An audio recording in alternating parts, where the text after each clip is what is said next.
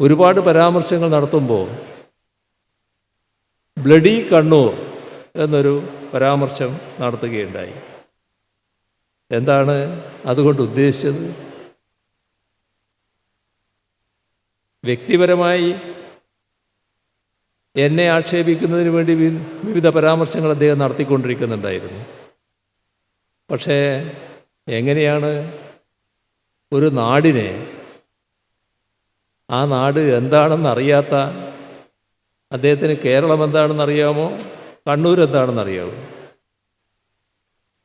അദ്ദേഹത്തിന് എങ്ങനെയാണ് അത്തരമൊരു പരാമർശം നടത്താൻ കഴിഞ്ഞത്?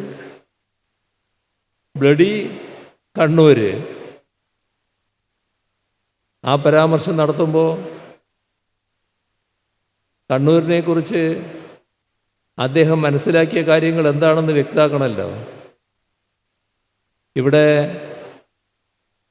ബ്രിട്ടീഷുകാർക്കെതിരെയുള്ള സ്വാതന്ത്ര്യ സമരകാലം, അതിൻ്റെ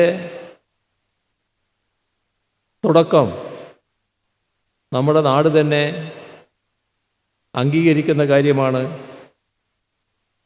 പഴശ്ശി വീരകേരളവർമ്മയുടെ നേതൃത്വത്തിൽ നടന്ന സമരങ്ങൾ, അത് ബ്രിട്ടീഷുകാർക്കെതിരെയുള്ള സമരമായിരുന്നു. ഈ പഴശ്ശിയും കേരളവർമ്മയൊക്കെ എവിടുത്തുകാരനാണ് എന്ന് ഇദ്ദേഹം മനസ്സിലാക്കിയിട്ടുണ്ടോ? അത്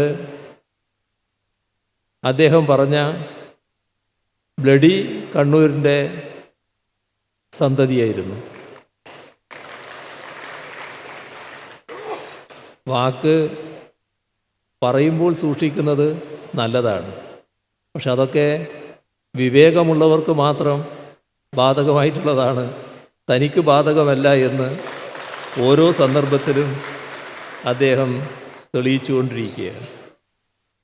ഏറ്റവും കടുത്ത ഒരു യുദ്ധത്തിലേക്ക് 1792 മുതൽ 1806 വരെയുള്ള യുദ്ധത്തിലേക്ക് നയിച്ച പോരാട്ടത്തിന് നേതൃത്വം കൊടുത്തതും പല ഭാഗങ്ങളിൽ അന്ന് പോരാട്ടം നടന്നതുമെല്ലാം ഇന്നും കേരളം ഓർക്കുന്ന കാര്യമാണ്.